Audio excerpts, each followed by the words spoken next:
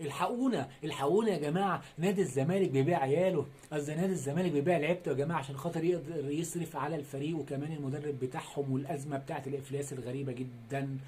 يا السلام عليكم ورحمه الله وبركاته، اخوكم هيثم كروي السينمائي. صلوا على النبي محمد صلى الله عليه وسلم. نادي الزمالك يا جماعه عارض حسام عبد المجيد للبيع، وكمان عارض خوان بزيرة، وعارض كمان محمود بنتاج للبيع، تقريبا عارض نجوم الفريق للبيع عشان الازمه الماليه بتاعته. النهارده يا جماعه جه عرض دنماركي لحسام عبد المجيد، اتعرض على جون ادوار وكيل اللاعبين، هذا العرض ب 2 مليون دولار، ولكن جون ادوار رفض لان المبلغ قليل، فالنادي الدنماركي رد عليه وقال له ده هو حتى مدافع وليس مهاجم او جناح. فواضح كده ان جون ادوار هيعرض حسام عبد المجيد على الدوريات الخليجيه عشان يتكسب من وراه، ياخد له 4 او 5 مليون دولار تفك ازمه النادي، خصوصا كمان ان لسه حسام عبد المجيد ناقص في عقده لسه سنه ونص. الخبر اللي بعده يا جماعه الخبر الثاني بس خبر محزن. نادي طنجة المغربي قدم شكوى ضد نادي الزمالك بخصوص اللاعب بتاعه عبد الحميد المعالي، ان هو لم يتم الحصول على باقي مستحقاته ولا اي مستحقات تم الاتفاق عليها بين الناديين.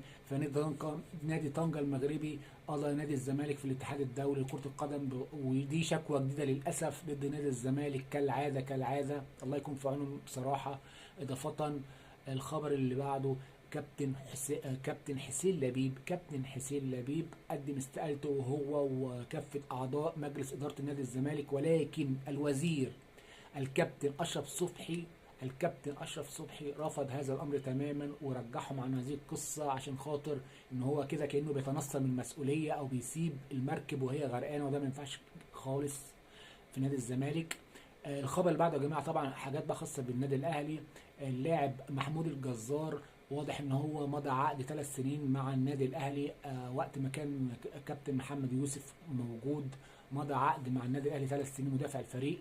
الخبر اللي بعده يا جماعه اسد الحملاوي المهاجم الفلسطيني، واضح كده ان هو ممكن يجي النادي الاهلي، بيلعب في النادي روماني في رومانيا، ومدير التعاقدات اسامه هلال ليه ناس كتير وحبايب في رومانيا، فقالوا ان في شرط جزائي لاسد الحملاوي مع الفريق الروماني ممكن يكون 500 الف دولار او مليون دولار، فقالوا ممكن احنا ندفع هذا المبلغ كشرط الجزاء ونخلصه كانه هو ان احنا اشترينا اللاعب بهذا المبلغ اللي هو اسد الحملاوي. طبعا انتوا الناس عارفه في النادي الاهلي ان الاهلي يعاني من فقر هجومي فمحتاج مهاجم جدا، فاسد الحملاوي طبعا فلسطيني الجنسيه وده هيفرق جدا مع الفريق. ادعمونا يا جماعه بسبسكرايب، اشتراك للقناه مش هتخسروا حاجه، ولايك، ومستني كومنتاتكم. والسلام عليكم ورحمه الله.